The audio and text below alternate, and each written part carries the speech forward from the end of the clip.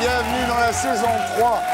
Comme vous le savez, désormais, l'émission s'organise autour d'un invité principal. Ce soir, Jean-Pierre Foucault. Merci beaucoup. Jean-Pierre Foucault, mesdames, messieurs. Alors, bonsoir. Vous êtes ici ce soir, Jean-Pierre, pour nous parler d'un livre étonnant. Oui. Oui, je fais plus gros à la télé, mais c'est la faute au 16/9e. Exactement, qui a été inventé pour moi, d'ailleurs, Voilà. bien entendu. C'est un livre confession sur la difficulté d'être mince à l'écran, voilà. Alors, en fait, le livre s'appelle « Les 60 ans de la 2 chevaux ». Oui. C'est chez Michel Lafon. Donc, nous parlerons de ce livre, de la télé, de la radio. Non. Nous parlerons aussi dingue. de vous, de votre vie, vos origines, etc. En P2, nous commenterons l'actualité de la semaine en compagnie de Franck Dubosc, qui sera sur la scène du Palais des Sports avec son nouveau one-man show « Il était une fois Franck Dubosc » à partir du 18 novembre. Nous rejoindra également Luc Ferry, qui publie chez Plomb « La sagesse des mythes », le tome 2 de sa série « Apprendre à vivre ». En P3, nous parlerons plus longuement de ce livre, sous-titré « Je vais te faire découvrir la mythologie grecque ». C'est aussi une bonne phrase pour draguer à Mykonos. Bon, voilà. L'émission s'appelle « Salut les terriens » et l'orchestre « Les Gréments de Fortune ».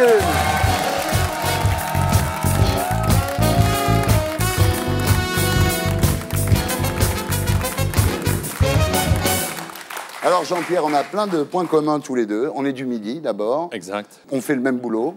À peu près. On a chaud sur les plateaux. Voilà.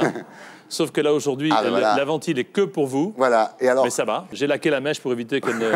Oui, vous, c'est le ventilateur, moi, c'est la clim. Hein. C'est ça, mais j'ai commencé avant vous. Et alors, on adore les vieilles bagnoles, voilà. Hein, ça, c'est un truc qu'on a en commun. C'est votre truc, hein, les vieilles bagnoles. Hein. C'est mon truc, parce que ça a commencé quand j'étais gamin sur les genoux de mon père à essayer de faire vroom vroom avec la voiture. Et depuis, je n'ai de cesse que de retrouver certaines des voitures qui ont marqué ma jeunesse. Ça me fait plaisir. Vous avez publié donc ces voitures qu'on aime tant, et vous publiez toujours chez Michel Lafon les 60 ans de la 2 chevaux. Alors, la 2 chevaux, c'est le symbole de la France. C'est comme la Tour Eiffel, la baguette, le béret, les Gauloises bleues, non? C'était une voiture qui n'était pas chère, qui consommait pas. C'est une voiture dans laquelle on pouvait dormir dans les sièges. Ouais. Et comme les sièges étaient dehors, on pouvait pique-niquer. Voilà. Ouais, c'est une voiture où tous les conducteurs sont reconnaissables au bleu qu'ils ont sur le coude, puisque la fenêtre tombait sur le coude dès qu'on passait dans un trou. C'est une voiture mythique. 5 millions d'exemplaires vendus dans le monde, c'est quand même pas rien. Monsieur Boulanger, qui était chez Michelin, qui est ensuite venu chez Citroën, il a inventé cette 2 chevaux. Il y avait des mecs formidables. Hein. Bertoni, le designer, qui a fait la DS19, la traction, la 2 chevaux. C'est des gens extraordinaires. Ça. Et il y avait un cahier des charges, Thierry, formidable, parce que le cahier des charges, c'était pouvoir traverser un champ labouré avec un panier d'œufs dans le coffre sans que les œufs se cassent. Et ça le faisait. Et ça marchait. Oui, il y avait des suspensions extraordinaires. Alors, la 2 chevaux a été élue voiture du siècle par 67% des Français, ce qui est quand même pas rien. Ouais. Alors, il n'y a rien dans votre bouquin sur comment faire l'amour à l'arrière d'une 2 chevaux. Hein. Non, parce que... Parce qu'il y avait une barre au milieu, je peux vous le dire. Je vais vous expliquer comment faire l'amour dans une 2 chevaux. Oui, il suffisait d'enlever les sièges. Voilà, j'étais con. Ben voilà, exactement. J'étais con. Alors, j'avais pas assez envie de faire l'amour. Alors, pas étonnant que vous vous intéressiez à la 2 chevaux. Vous êtes d'une certaine façon son double automobile, Jean-Pierre. Pourquoi donc? Parce que vous avez le même âge. Vous faites partie du quotidien des Français.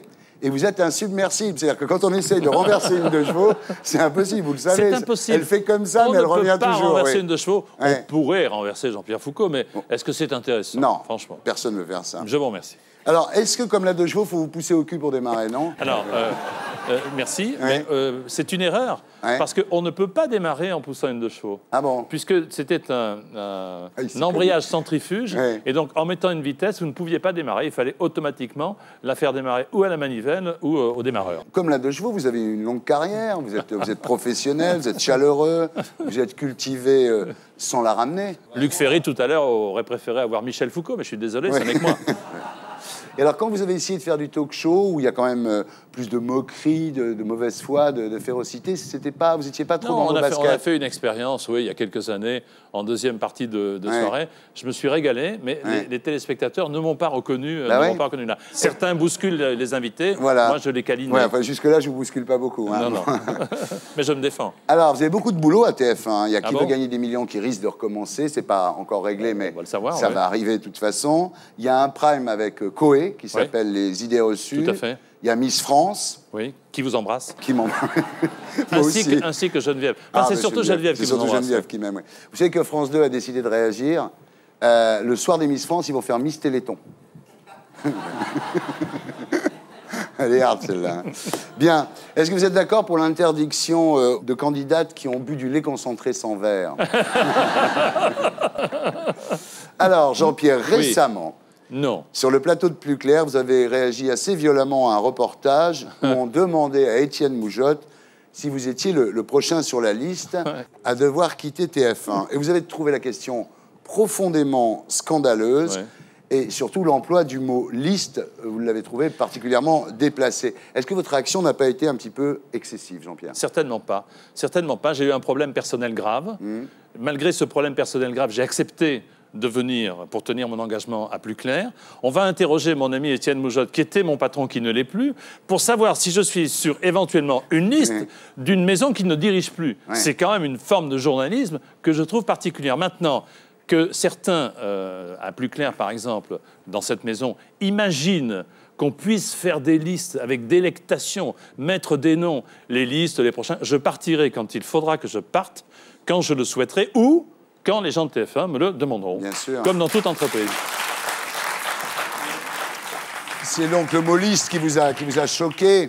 Oui, parce que dans le contexte du moment, ce mot m'a choqué, parce que la famille du côté de ma mère a beaucoup souffert. Est-ce que vous ne croyez pas, justement, que votre indignation est due au fait que désormais, vous assumiez beaucoup plus votre judéité, ce qui est assez récent quand même? Oui, c'est récent, parce que j'en ai fait un livre il y a 4 ans, où j'ai raconté que mon père catholique a souhaité que je le sois, en accord avec ma mère qui ne l'était pas.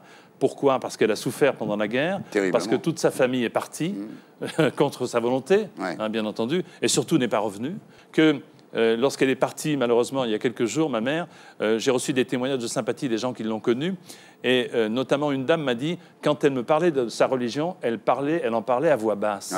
C'est-à-dire que 20, 30 ou 40 ans après, elle avait encore peur que le mal ne revienne. Vous avez déclaré à l'école, les réflexions antisémites, je les prenais pour elle, pas pour moi.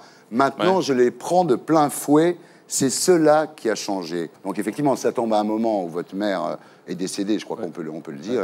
Voilà, et on vous parle de ça, ça vous a fait exploser, ça vous a fait sortir de vos gonds. Quoi, voilà. Ça m'a fait sortir de mes gonds. Alors, votre mère, donc, Pessa, qu'on appelait Paula en fait, et votre père Marcel Foucault, vous ont transmis 2 passions, la radio. Hein, vous aimez beaucoup plus la radio que la télé, non? Bien sûr. Vous savez, ça fait 42 ans que je parle dans un micro tous les jours. Putain, 42 ans. C'est incroyable. Et à la maison, on regardait la radio. C'était tellement attractif, c'était tellement puissant qu'autour de la table ou de la cuisine ou de la salle à manger, on regardait le poste pour écouter ce qui s'est passé. On l'écoutait en le regardant. Quand il y avait les pièces de théâtre. Bien sûr, les maîtres du mystère. Voilà, moi je m'imaginais qu'ils étaient tout petits à l'intérieur, les gens. Exactement. C'était marrant comme époque. Et alors, bon, les bagnoles, vous adorez les bagnoles, et donc le titre du livre, Les 60 ans de la 2 chevaux, chez Michel Lafon. Alors, Jean-Pierre, l'émission avec Coé va s'appeler Les idées reçues. Donc, on va faire un peu de training, on va faire un quiz idées reçues. D'accord.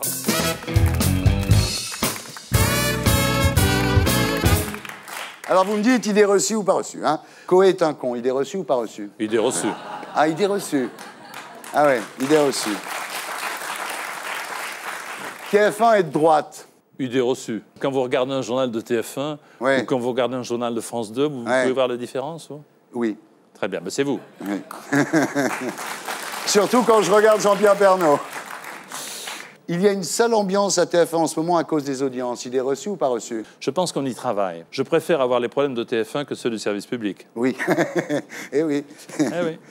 La Starac, c'est fini. Idée reçue ou pas reçue? J'en sais rien. C'est la 8e année déjà de la Starac. Moi, j'ai jamais dépassé un septennat. Ah oui, Jamais. Sauf pour les millions. C'est la 8e année des millions.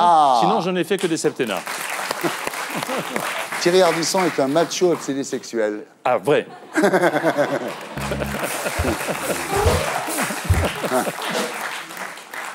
Nico Saliagas foire tous ses lancements.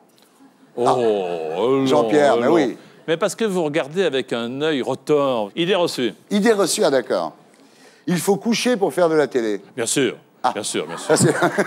Vous avez couché avec Louvain, vous? Moi, j'ai couché avec Louvain, bien entendu. C'était agréable? Très. Les animateurs télé gagnent des millions d'euros. Idée reçue. Idée reçue. Il faut pas confondre un artisan comme moi, animateur télé, et un producteur comme vous. Vous gagnez des millions d'euros. Il est incroyable. Moi, Mais non, il fait des millions.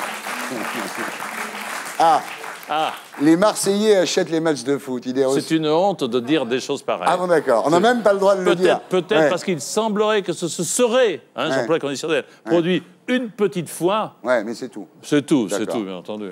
Ben Arfa est ingérable. Ah, c'est pas vraiment une idée reçue, ça. Il est difficile, hein. Il n'est pas facile, mais c'est un bon. Ah oui, très bon. Et comme tous les bons, regardez-vous, vous n'êtes pas facile non plus. Roland Courbis est malhonnête. Je pense pas qu'il soit malhonnête, je pense que c'est un passionné du football. Je pense qu'il a des rapports avec l'argent qui sont peut-être un peu différents des nôtres. C'est pas pour autant qu'il soit malhonnête. Ah, il est sympa, ce Foucault. Vous auriez dû faire avocat. Vous auriez été un avocat. Voici, Monsieur le Président, les arguments de la défense.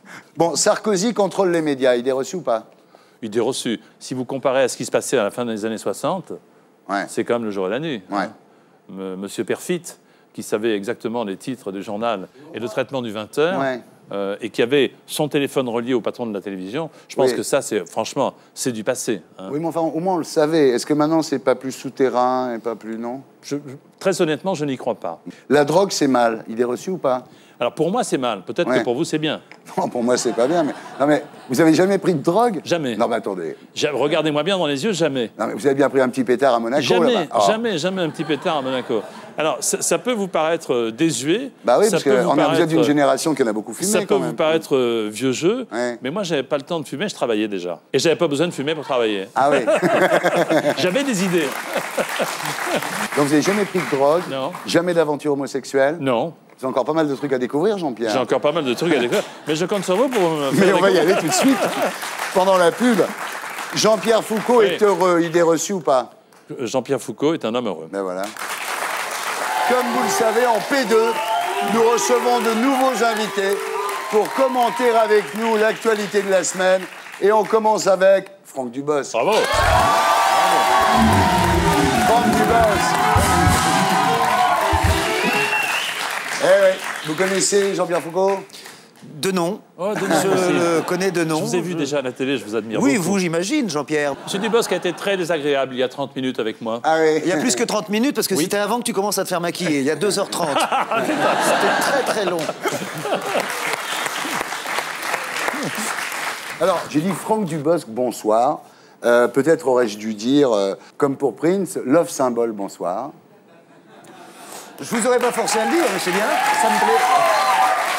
Franck Dubosc est ici ce soir, car dans l'édition 2009 du Kama Sutra, il y a une position sexuelle qui porte le nom de position Franck Dubosc. C'est quand même... Oui. Alors Franck, un commentaire, c'est un rêve qui se réalise? C'est une position seule, hein. Il n'y a qu'un homme sur la position, l'homme est seul.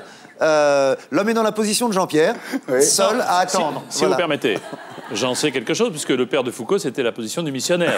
Bien. Oui. Alors, Franck, est-ce que vous avez un message pour toutes celles qui n'ont pas encore eu la chance de faire l'amour avec vous? Si vous adressez qu'à elles, ça va pas vous faire un gros animat. Il n'y a plus grand monde, vous savez. À celles qui n'ont pas eu cette chance, j'ai envie de leur dire vénarde. Déjà.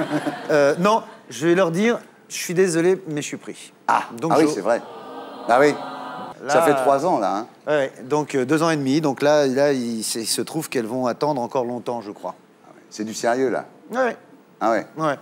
Bien. Franck, alors vous serez à partir du 18 novembre sur la scène du Palais des Sports avec un nouveau one-man show qui s'appelle, tout simplement, Il était une fois Franck Dubosc. J'adore. C'est simple, c'est bien, c'est efficace. Mais je l'attendais, mais je vais vous dire, non. Si j'avais voulu jouer là-dessus, j'aurais dit Franck Dubosc, la Genèse. Donc j'ai pas voulu faire ça. Non, pour rien vous cacher, au début, oui, je voulais faire la blaffe, le côté un peu... Et puis en écrivant, je me suis rendu compte que ce que j'avais envie d'écrire, c'était plus l'histoire du petit bonhomme que j'étais, sans aucune... c'est pas une histoire, c'est pas une grande aventure humaine. C'est un petit bonhomme ordinaire qui tout à coup arrive à quelque chose d'un peu moins ordinaire de faire du cinéma ou du théâtre. Mais je me suis rendu compte, et je le dis dans le spectacle, je dis... Il a fallu 6 jours à Dieu pour créer l'univers. Il m'aura fallu 45 ans pour créer mon rêve. Et n'oubliez jamais que tous les contes de fées commencent toujours par « Il était une fois ». Et c'est la raison... Mais il a l'air bien, ce spectacle. Il était temps. que j'ouvre un petit peu la porte et que je dise j'ai un peu blagué jusqu'à maintenant, on va continuer à blaguer, mais je vais vous montrer un petit peu plus quand même. Oui, parce que je crois, on peut le dire, Franck, en fait, ce personnage un peu pathétique, c'est vraiment vous. Non, non, justement, il y a des gens qui croient que c'est moi, qui se disent non, c'est bien heureusement, et je pense que si j'avais été comme ça, j'aurais pas pu l'écrire. Je te tue des moments, un peu comme ça, frimeur, dragueur, comme on en a tous à 20 ou 25 ans, mais donc j'avais envie un petit peu de, et c'est pour ça que je le montre à 84 ans à la fin du spectacle, pour lui donner juste une petite tape au cul, et je le rends seul. Je dis je suis seul comme un vieux couple, à moi tout seul, je me suis aimé, je me suis détesté, mais nous avons vieilli ensemble, seuls. Voilà, Franck Dubosc, le spectacle s'appelle « Il était une fois Franck Dubosc ». On regarde à quoi ça ressemble. Franck Dubosc. Je m'installe dans la capitale. Bienvenue à Paris. Léon. Le Parisien n'est pas méchant. Vite. Calme-toi, Jean-Claude. Les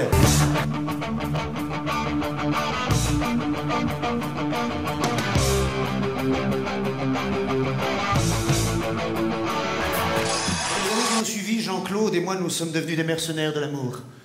Nous opérions cagoulés. Combien de fois m'est-il arrivé de rentrer à la base sans même savoir sur qui j'avais tiré? Et je commence à comprendre les petits gars du Milwaukee et du Wisconsin quand ils sont arrivés au Vietnam. La chasse est ouverte! C'est moche, la guerre. Vivement l'amour! Voilà, Franck Dubosc, ça s'appelle « Il était une fois Franck Dubosc », à partir du 18 novembre au Palais des Sports, voilà. Ça a l'air pas mal, hein? Je suis content je l'ai fait pour mon père. Je voulais, il est parti en étant sûr que j'avais honte de ce qu'il m'avait fait vivre. Et avec celui-là, s'il me voit, il voit que j'ai pas du tout honte et on peut en rigoler. J'ai vécu de belles années et je les revis sur scène tous les soirs. Je m'amuse vraiment beaucoup. Voilà. Que peut-on souhaiter à Franck Dubosc aujourd'hui? Un bébé. Voilà. Un bébé. Oh, il a envie de bébé. Hein, bébé. Voilà, on passe maintenant aux commentaires de l'actualité avec les infos de Blacko. Pauvre Pujadas, il ne touche que 12 000 € par mois. Vraiment des clopinettes par rapport aux autres vedettes télé. 30 000 € pour Koé, 80 000 pour Nico, 105 000 pour Castaldi. Pas facile d'être proche du public avec des salaires pareils. Delarue et Mireille Dumas, eux, ont trouvé la solution. Voilà 10 ans qu'ils refusent de publier les comptes de leur société, quitte à payer une amende. C'est sans doute pour ça qu'en décembre, Delarue présentera en prime une émission sur la précarité. Bah ouais, c'est pas parce qu'on est riche qu'on n'aime pas les pauvres. À l'âge de 35 ans, un ouvrier a encore 39 ans d'espérance de vie contre 46 ans pour un cadre. Vu qu'il sera bientôt possible de partir à la retraite à 70 ans, ça laisse donc 4 ans à un ouvrier pour profiter de sa retraite, tandis qu'un cadre pourra en profiter 11 ans. Bien sûr, ça peut paraître injuste, mais de toute façon, les pensions des ouvriers sont tellement maigres qu'ils n'auraient pas vraiment eu les moyens d'en profiter. Oh oh oh, bonne nuit les petits retraités. Obama vient d'être élu président des États-Unis, Hamilton est devenu champion du monde de Formule 1, Tsonga vient de remporter Bercy, et tous les trois ont un père noir et une mère blanche, comme quoi le métissage a de l'avenir.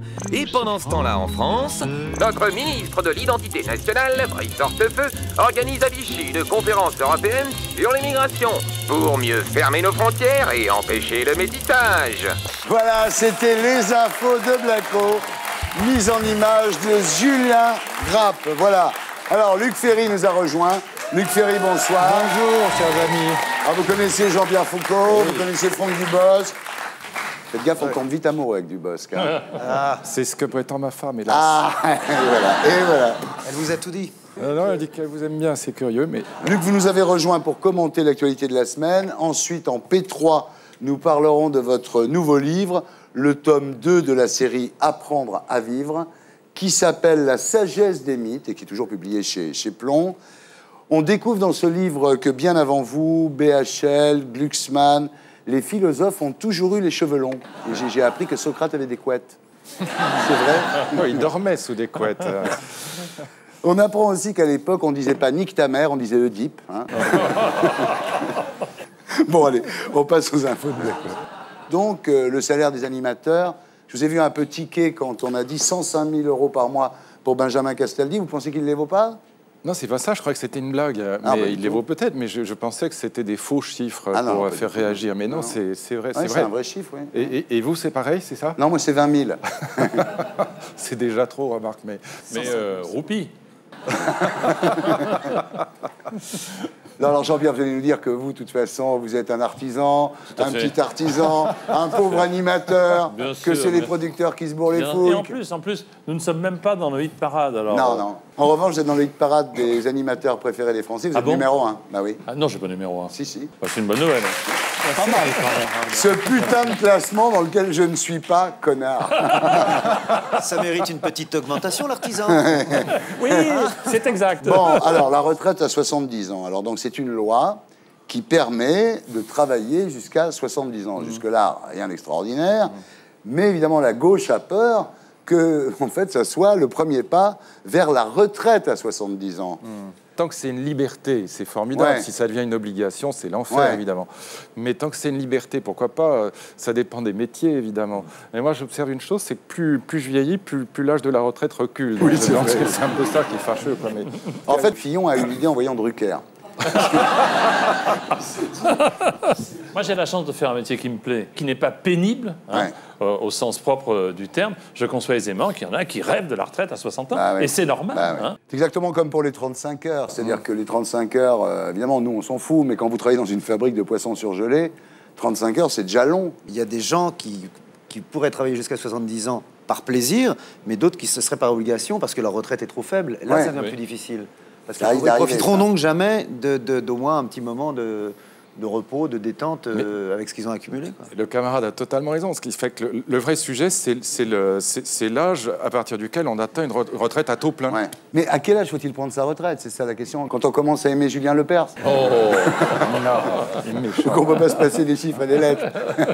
On se prend la tête pour la retraite à 70 ans, alors qu'en fait, les patrons virent tout le monde à 50 ans. C'est ça le problème. Donc pourquoi on discute de ça?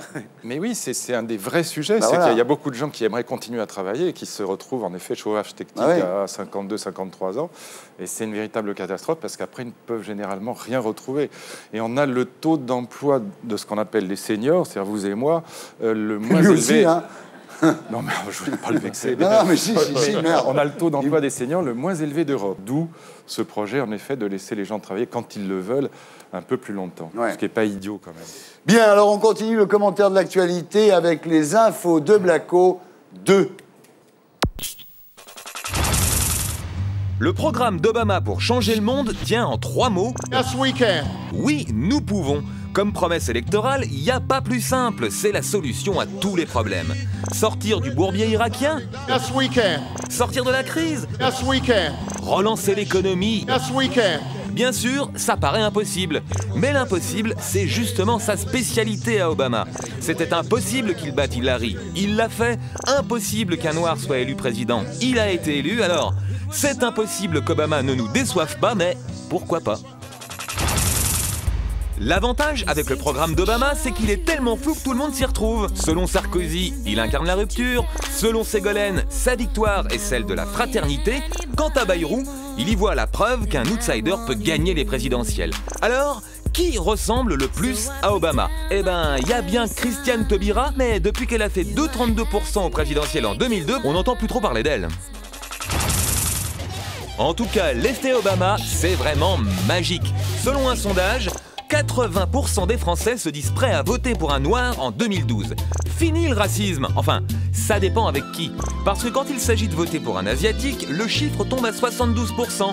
Et pour un maghrébin, à 58%. Pour résumer, en France, on adore les noirs, on n'a rien contre les chinois, mais on n'aime pas trop les arabes. Sauf bien sûr, quand ils nous font gagner la Coupe du Monde. Voilà, c'était les infos de Blacko.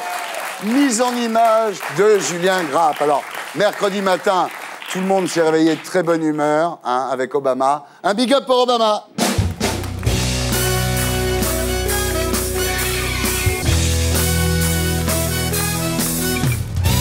Voilà. Alors, Bon, on a vécu une semaine extraordinaire, quoi. C'était vraiment le film américain, quoi, avec le noir, jeune, qui gagne à la fin. Enfin, le scénario était génial, non?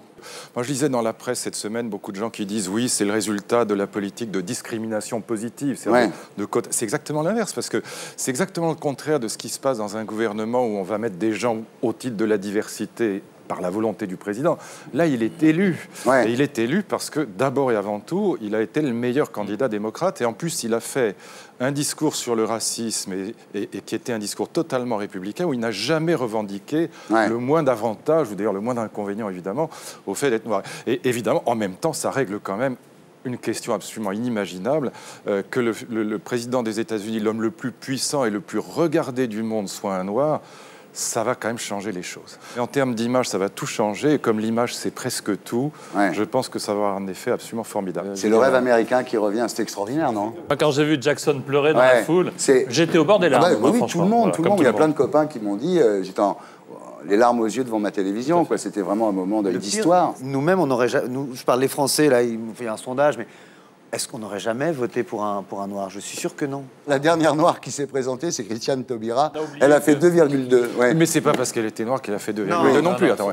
Mais qu'elle a fait perdre Jospin. N'oubliez pas une chose, c'est que quand le mouvement des droits civils commence, hein, ça commence en 54, mais non seulement il y a la ségrégation aux États-Unis dans les trains, dans les hôtels, dans les transports, etc., mais le mariage entre noirs et blancs est interdit, mais même les relations sexuelles entre noirs et blancs sont interdites jusque dans les années, la fin des années 50, début des années 60.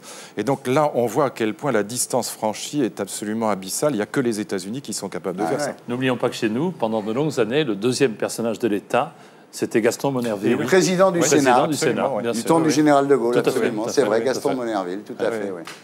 Aujourd'hui, qui est en lice pour être président de la République comme noir en France? Je crois que le premier de la liste, c'est Mousse Diouf, tu vois. On y est. Quelle honte. On n'y est pas. Enfin, on a quand même un président qui est un peu juif et un peu hongrois, et une présidente, si je puis dire, entre guillemets, qui est italienne. C'est pas si mal. Oui. À peu près inimaginable il y a 50 ans. Alors Obama, évidemment, tout le monde se fait du souci pour lui. Pauvre Obama, 4 ans sans circuler en décapotable, hein, c'est sûr. Il faut même qu'il fasse très attention dans les 3 mois qui viennent. Ce serait l'horreur. N'y pensons même pas. Alors Bush a déclaré, on est sympa, on abolit l'esclavage, et voilà comment il nous remercie. S'il a vraiment dit ça, c'est très bon. Mais ça m'étonnerait. J'ai un petit doute. Moi aussi.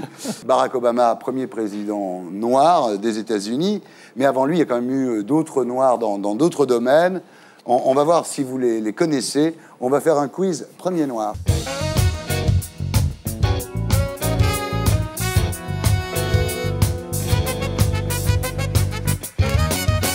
Alors, qui a été le premier noir champion du monde de Formule 1? Deuxième question. C'est pas Hamilton, non? Si, bravo. Hamilton. Lewis Hamilton. Qui a été le premier tennisman noir connu? Oui, un peu plus compliqué. Qui a été le premier noir de France à avoir été élu maire en 1989? C'est pas Bambuc, non? Non. Si, en Bretagne. Oui. Mais si, attends. Vas-y. Il est très sympa en plus. Oui. Mais, un gros sympa. Il s'appelle Kofi Yamian. Oui, voilà. Ah bah très ouais. sympa. Qui a été le premier golfeur noir à remporter un tournoi majeur? Comment il s'appelle machin C'est le plus grand, là. Le plus grand, là, Tiger Woods, non? C'est Tiger Woods. Alzheimer. Qui a été le premier boxeur noir à avoir remporté un titre mondial? Mohamed Ali? Non, mais ça c'est très compliqué, celle-là. Non, ça c'est... Jack Jackson. Ouais, bravo. Bravo, Jack Jackson. Bravo, Bibi. Vous avez remarqué que c'est le premier noir à avoir répondu à une question. Bravo.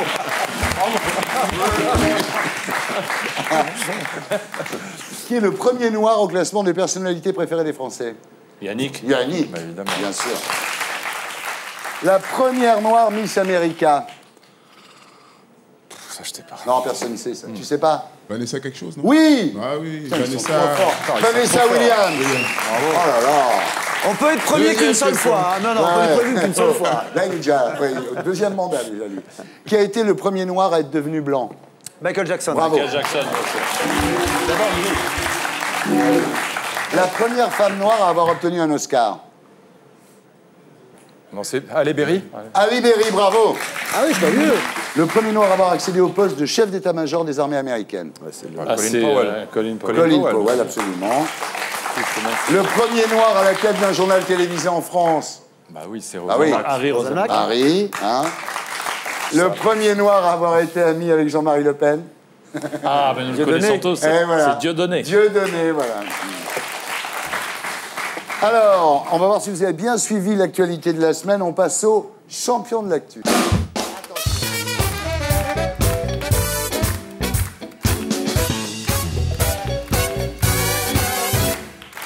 À qui Bernard Kouchner a-t-il voulu casser la gueule car il essayait de lui piquer sa future femme? Patrick Poivre d'Arvor, François Mitterrand, Alain Delon, John Kennedy, Fidel Castro ou Luc Ferry? Non, c'est Fidel Castro. Bravo. Il y a 44 ans, Fidel Castro a voulu piquer Evelyne, qui était la future femme de Bernard Kouchner. Le Voilà. problème, c'est qu'il a réussi en plus. Il a réussi, oui. Ça, fallait pas le dire. C'est de notoriété publique. Elle a écrit Evelyne Pizier, donc la sœur de Marie-France Pizier, qui était une très grande prof de droit, a écrit un petit roman sur le sujet qui est très beau d'ailleurs. Voilà. Et où elle raconte sa vie avec Fidel là-bas à Cuba. Voilà. Quelle femme trompée a dit en parlant de son mari, les filles, ça galopait? Anne Sinclair, Françoise Hardy, Daniel Mitterrand, Hillary Clinton ou Bernadette Chirac? Françoise Hardy. Non. Bernadette, je pense. Bernadette, bravo. Très bon. Quel magazine vient de sortir en kiosque? Serial Killer Magazine, Pédomag, Nazi mon ami, Frozen Babies Mag ou Criminel de guerre Magazine? Criminel de guerre, sans doute. Non. Serial Killer. Ouais, Serial Killer Magazine. C'est incroyable. Beaucoup d'entre eux ont besoin de reconnaissance publique ou cherchent comme ça à se faire connaître ou à... Alors là, ça y est, ils ont leur magazine maintenant. Ils ont leur magazine. Pire. Mais ça Je crois que c'est fascine. Thierry Paulin, là, en couverture. Et Fourniret. Ouais, Thierry Paulin, qui a sévi au bain-douche. Bon, qui a déclaré? Avec Carla, j'étais entre Laurent Fabius et Mick Jagger. Non, arrêtez. Eric Clapton, Jean-Louis Aubert, Julien Clerc, Charles Berling, Luc Ferry ou Jean-Pierre Foucault? Non, non. On m'attribue cette phrase que je n'ai jamais prononcée de ma vie. Ah bon non, non, je décline toute responsabilité. C'est une journaliste du JDD qui a sorti ça, c'est absurde. J'ai jamais dit ça. Mais avec Carla, quand même, il s'est passé un truc. Non, non, toi, oublions, il y a prescription. Il a envie. Il n'a pas envie, tu comprends? Il arrive C'est la quand même. marraine de ma fille, ça, voilà. De qui Nicolas Sarkozy parle-t-il quand il dit manque de réactivité, absence de nez politique, elle bosse pas assez, sauf sur les affaires de chiens méchants? Rachida Dati, Christine Boutin, Michel Alliot-Marie, Roselyne Bachelot, Christine Lagarde ou Ramayad? C'est Michel Alliot-Marie. Selon VSD, oui. Mais c'est... Hein? Mais ça doit pas être vrai non plus. Ben, ça ne doit pas être vrai, mais enfin, la semaine dernière, au sujet de Rachida Dati, il disait « c'est pas à moi de tout faire », et la semaine d'avant, au sujet de Lagarde, à part parler anglais, elle sait rien faire. Ça doit être sympa de bosser avec lui. Bien. C'est méchant. Stéphane, on en est où? C'est Luc qui mène. Ah. Mais en fait, ça n'a aucune importance, puisque les compteurs sont remis à zéro. C'est le banco. Alors là, il n'y a pas de QCM, contrairement à Qui veut gagner des millions. Qui est la troisième personne sur la photo? Mireille Mathieu. Oh, incroyable! Incroyable, Jean-Pierre Foucault. Incroyable. J'ai même pas eu besoin d'utiliser mes indices. Qu'est-ce qu'elle fout, Mireille Mathieu, à Moscou? Elle chantait à Moscou. Mais elle a fait un récital Elle a fait un là-bas. récital à Moscou. Avec Kadhafi et Poutine, comme c'est Mais à bizarre. Moscou, Mireille Mathieu est une véritable star. C'est la chanteuse française de très très très très loin, la plus connue, la plus aimée. Donc le vainqueur est Jean-Pierre Foucault. Un big up pour Foucault. Alors, question récompense, évidemment, pour celui qui a gagné. Jean-Pierre, ça sera quoi votre dernier mot avant de mourir? Merci. Très bien, voilà. Ça, c'est quand on gagne. Merci qui? La question punition de Luc Ferry, évidemment. Luc, est-ce que vous restez philosophe quand Marie-Caroline vous dit « non, pas ce soir ». Mais elle me dit jamais ça, je vous ai déjà dit. Très bien, vous en sortez bien. Aussi prétentieux que Franck Dubosc. Mais... que le personnage. Le personnage. J'accueille maintenant Stéphane.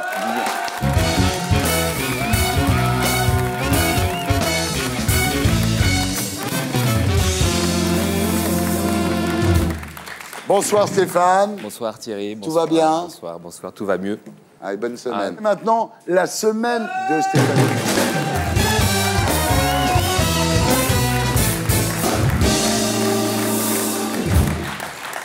Une semaine très très noire, Thierry. Vous le savez, Tsonga décroche Bercy, Hamilton le championnat du monde de F1 et Barack Obama la présidence. Alors, Qu'est-ce que vous faites là, vous? ben, je viens pour vous remplacer. On l'a pas dit? Mais c'est terminé quand même. Merci, merci beaucoup. Ok. Ah ouais, bah ouais.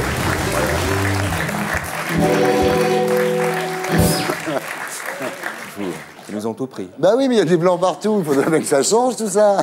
Bon.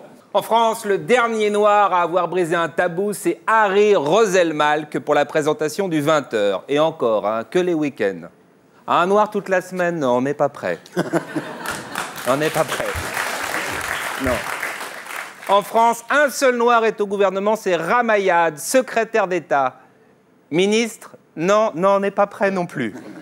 Ou alors, que les week-ends, comme Harry Roselmalk, et en semaine, le noir redevient secrétaire d'État. Malgré sa réussite, le noir reste sauvage et indomptable. Lors d'une séance photo, on l'assoit volontiers sur un caillou. Une chose qu'on ne demanderait ni à Michel Alliot-Marie, ni à Christine Boutin. C'est vrai. En France, beaucoup de Blancs font de la politique et ils ont souvent des idées à la con. Brice Hortefeux souhaite que les immigrés apprennent la Marseillaise. Comme aucun Français ne la connaît par cœur, pour identifier un immigré, ça peut être utile. Tu connais la Marseillaise? Oui, monsieur. Monte dans l'avion. À Marseille, un homme a tranché le sexe de l'amant de sa femme, l'a mis dans les toilettes et a tiré la chasse d'eau. DSK a plutôt intérêt à éviter Marseille. Castration, toujours, sortie des mémoires posthumes de Pascal Sevran. Selon Jean-Pierre Elkabbach, Pascal Sevran devrait assurer un minimum de promo. Ah, la violence. C'est en deux temps, oui, c'est horrible. Oui, bien. Une femme de 99 ans a été violée. Et ben voilà, c'est le problème du sexe en maison de retraite. Si ça se trouve, au départ, elle était consentante, et comme elle souffre d'Alzheimer, elle a été se plaindre à la direction. Le gars qui l'a violée, lui, il voit plus rien. Il est persuadé qu'il s'est tapé la jeune infirmière qui lui fait son traitement. Voilà. Quelle horreur.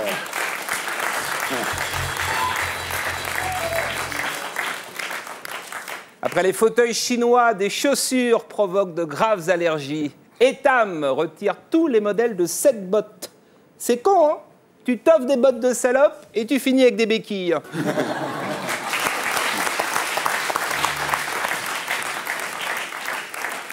À Neuilly-sur-Marne, Obama soulève l'espoir des banlieues. Calmez-vous les gars. Notre président à nous est très petit, très pâle et il ne zouk qu'avec les épaules.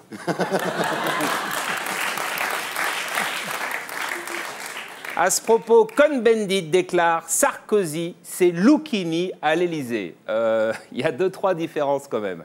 Je vais vous réciter une fable de La Fontaine, à la manière de Sarkozy, puis de Lucchini. La cigale, ayant chanté tout l'été, elle se trouva fort dépourvue quand la bise fut venue. Hein, elle n'avait rien branlé, elle n'a rien, c'est normal, Thierry Ardisson. Hein, pas un seul petit morceau de mouche ou de vermisseau. Alors là, elle alla crier famine chez la fourmi, sa voisine, la priant de lui prêter quelques grains pour subsister.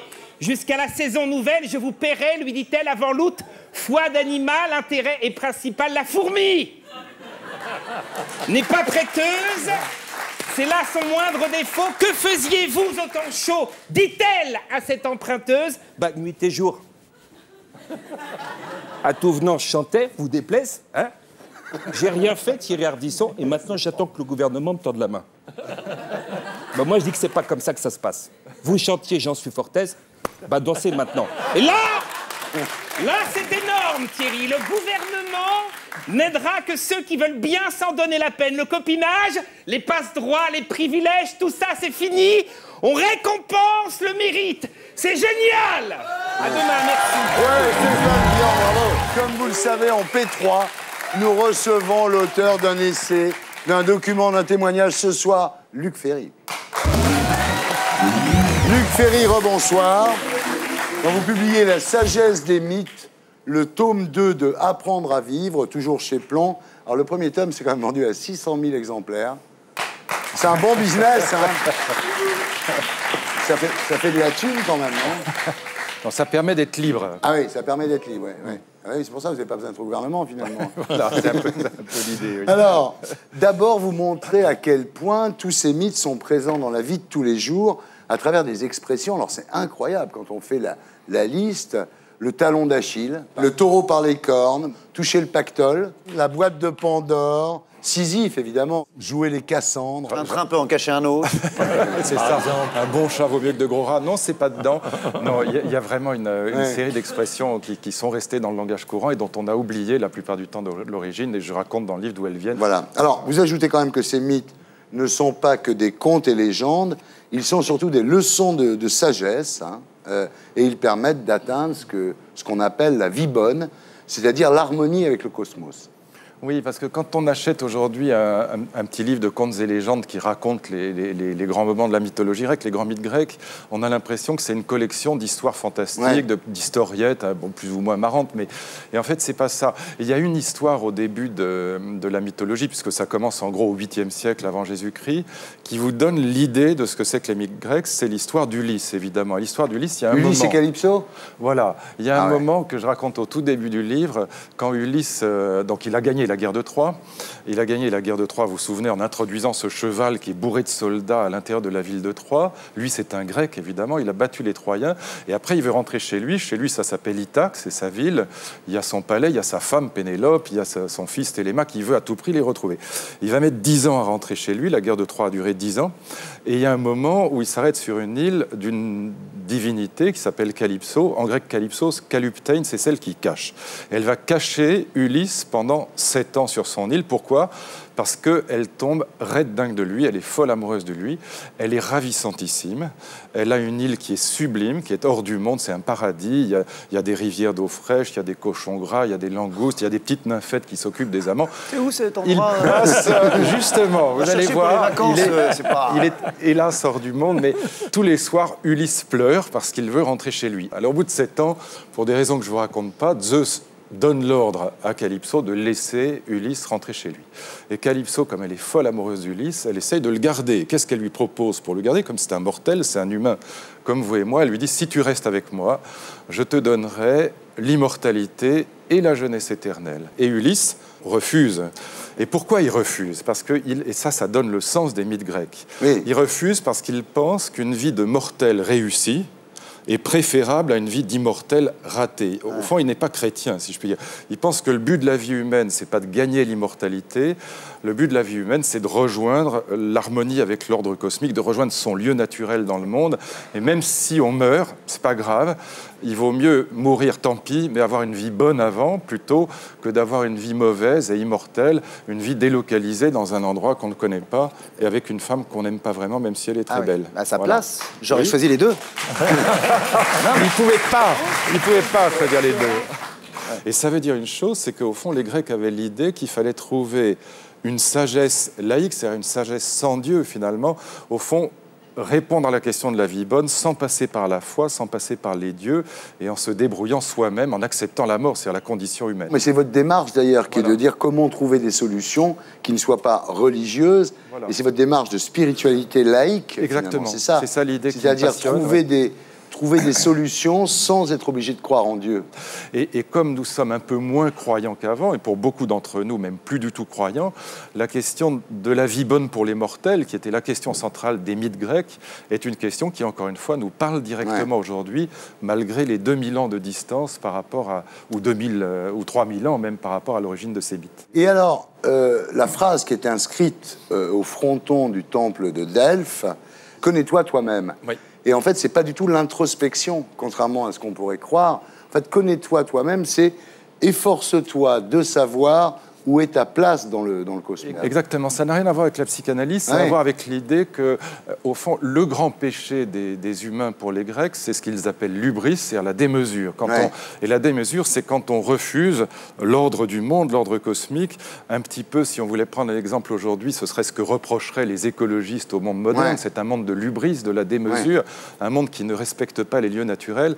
Et pour les Grecs, il faut se connaître soi-même et de savoir quelle est sa place dans le monde. Pour Ulysse, sa place dans le monde, c'est à Ithaque, avec Pénélope, avec Télémaque, et c'est ça qui définit le sens de sa vie. Alors voilà, donc ce que vous dites en gros, c'est que cette spiritualité laïque, c'est-à-dire une vie intérieure riche et profonde, doit remplacer dans la tête de nos enfants cette frénésie d'acheter entretenue par la télévision, c'est la fameuse théorie de Patrick Lelay, des cerveaux disponibles, quoi. On vit dans un univers qui, par ailleurs, est très agréable et très plaisant, un univers de consommation. Quand vous regardez ce que c'est que la consommation, on est tous dedans, c'est pas pour donner des leçons de morale.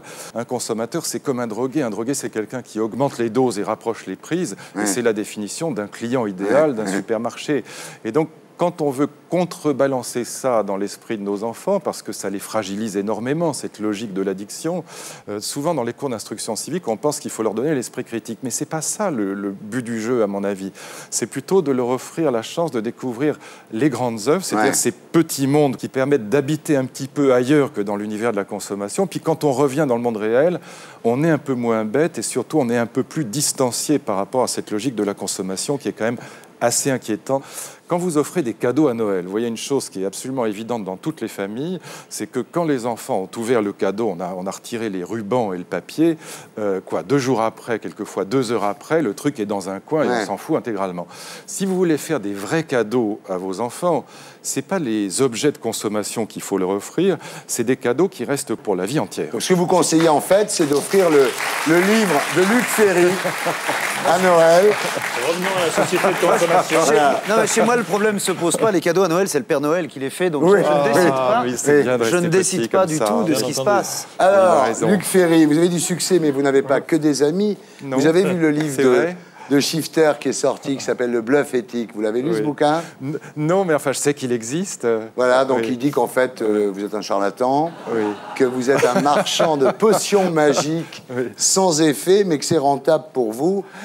Enfin, vous, en gros, vous dites que la philosophie sert à affronter l'angoisse de la mort. Lui, il dit que la philosophie ne peut pas servir à consoler. Et il cite Schopenhauer, vouloir corriger les défauts du caractère d'un homme, c'est aussi chimérique que forcer un chêne à donner des abricots. Donc lui, il est sans espoir, Shifter. Oui. Peut-être. Dans ce cas-là, pourquoi être prof d'ailleurs? Mais enfin bon, peu importe. Mais le paradoxe, c'est que Schopenhauer termine sa vie en écrivant un petit livre qui s'appelle L'art d'être heureux. Pourquoi? Parce que au fond, on peut très bien penser qu'il faut justement renoncer aux consolations fausses à mes yeux de la religion, puisque la religion vous promet qu'on va retrouver les gens qu'on aime après la mort. Bon, moi je n'y crois pas, je respecte beaucoup les croyants. Vous y croyez, Jean-Pierre, vous? Non. Bon. Et toi? Quand ça m'arrange, j'y crois. C'est vrai que j'ai envie d'y croire quand ça m'arrange, mais j'ai du mal à croire à tout ça. Et moi, je préfère la définition du sage grec que donnent les stoïciens. C'est celui qui regrette un peu moins, c'est-à-dire qui vit moins dans le passé, la nostalgie, les remords, les culpabilités. Celui qui espère un peu moins, donc qui ne vit pas dans les mirages du futur et qui aime un peu plus. Cette définition du sage, celui qui regrette un peu moins, espère un peu moins et aime un peu plus, me paraît en effet la définition. Une leçon de sagesse.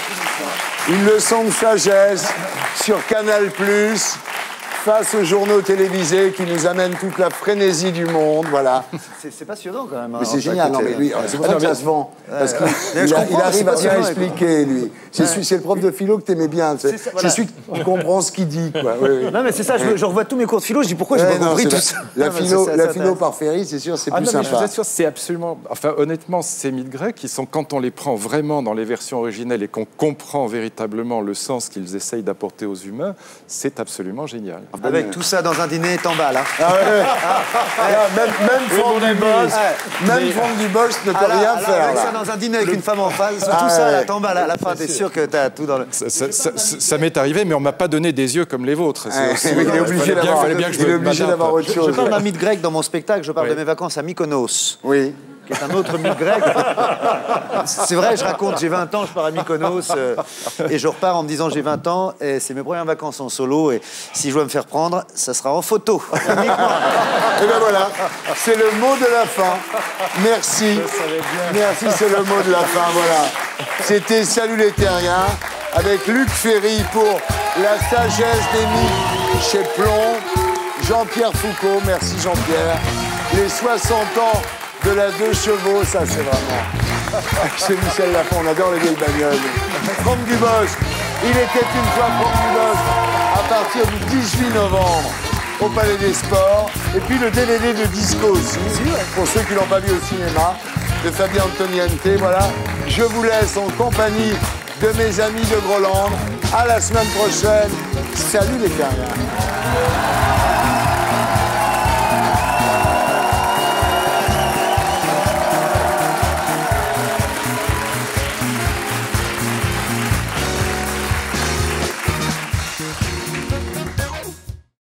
Et pour être sûr de ne rien rater de Inarditube, abonnez-vous et mettez un pouce bleu.